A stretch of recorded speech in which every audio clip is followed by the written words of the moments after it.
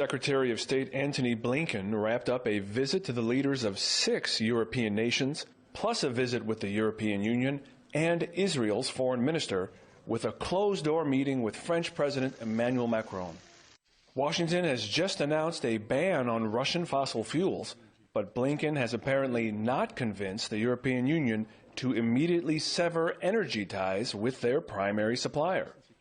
Russia announced they would cut its oil supplies to Europe if they introduced energy sanctions, which would have a devastating economic impact, perhaps globally. In what many say is an effort to avoid peace and increase the likelihood of a major war, Blinken recently announced that NATO members can send fighter jets to Ukraine.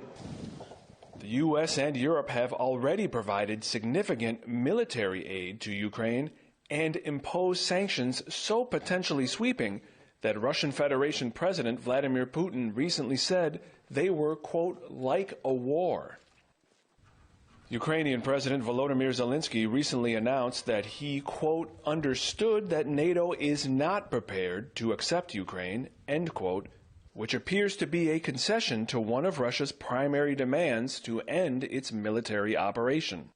The risk of expanding the conflict is a major concern, and with Washington giving Russia a cold shoulder since their offensive, Macron has served as the West's primary mediator with Moscow. Since 2014, some 14,000 people have been killed in Ukraine. Russia's offensive on February 24th has produced almost 500 civilian deaths and nearly 2 million refugees, according to the United Nations. In recent years, many politicians have argued that the European Union is necessary in order to have peace on the continent.